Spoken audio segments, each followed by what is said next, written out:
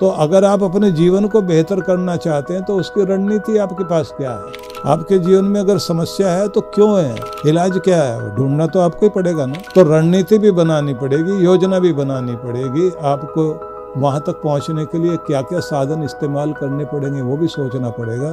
कितना समय लगेगा, किस किस तरह से आप चलेंगे। एक दिन में कोई भी व्यक्ति कभी भी किसी बड़ी सफलता पर या शिखर पर नहीं पहुंचता। तो जहाँ जिंदगी है वहाँ शोर भी रहेगा, संघर्ष भी रहेगा, और संघर्ष से भागा नहीं जा सकता।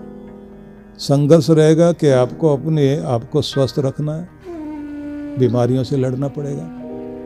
संघर्ष इस बात का भी है कि आपको अपने घर में अनुशासन भी बनाना है, प्रेम भी बनाना है, व्यवस्था भी बनानी है, व्यवस्थित भी होना है और सुचारू ढंग से घर को चलाना है। तो आपको कुछ चीज़ें झाड़ू लगाकर कबाड़ निकालना पड़ता है, घर को सजाना पड़ता है। तो खुद की ज़िंदगी में भी बीमारियों को बाहर निकालना और अपने दुर्विचारों को बाहर निकालना, अपनी नेगेटिविटी को बाहर निकालना, ये झाड़ू तो लगाना ही पड़ता है। और साथ साथ में उसके स्थान पर कुछ अच्छी चीज़ें लाना, घर को सजाना भी है। तो ये हर दिन आपको करना पड़ता है। अपने वस्त्र धोते हैं, अपना तन धोते हैं, अपने घर को स्वच्छ करते हैं और फिर स्वयं को सुंदर भी बनाते हैं। तो जीवन को सुंदर बनाना और जो आपकी ज़िंदगी को असुंदर, बुरा करने में लगी हुई चीज़ें हैं उनको बाहर करना। आने वाले समय के लिए अपनी तैयारी तो सबको करनी पड़ेगी। अगर आप एक बेहतर और अच्छा जीवन जीना चाहते हैं तो आपके पास में उसकी कोई योजना तो होनी चाहिए। आप अगर कहीं जाना चाहते हैं तो उसकी प्लानिंग आप करते हैं। आप अगर अपने जीवन में कुछ पाना चाहते हैं तो उसके लिए भी आप योजना बनाते हैं। तो अगर आप अपने जीवन को बेहतर करना चाहते हैं तो उसकी रणनीति आपके पास क्या है? आप खुशहाल जीवन जीना चाहते हैं तो उसकी रणनीति आपके पास क्या है?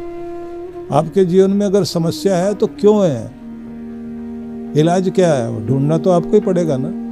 तो रणनीति भी बनानी पड़ेगी, योजना भी बनानी पड़ेगी। आपको वहाँ तक पहुँचने के लिए क्या क्या साधन इस्तेमाल करने पड़ेंगे वो भी सोचना पड़ेगा।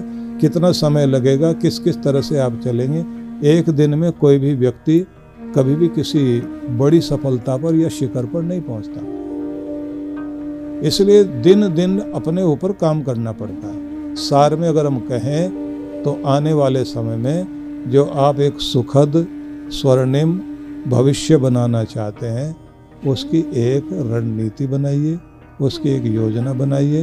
अपने समय का उपयोग कैसे करना इसके बारे में सोचिए। कौन कौन से साधन आपने इस्तेमाल करने इसके बारे में सोचिए।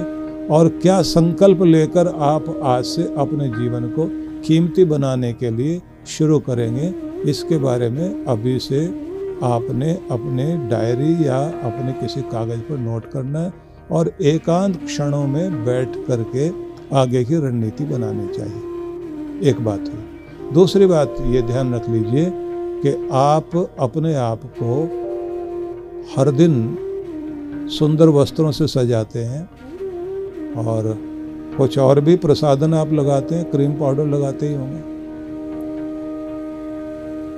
तो थोड़ी सी मुस्कुराहट भी चिपका लिया करें। और मुस्कुराहट टिकती तब है जब मस्तिष्क में शांति हो और दिमाग ठंडा हो। तो ये भी सीधी सी बात हुई कि भारतीय लोग जो तिलक लगाते रहे हैं वो शांति का तिलक था।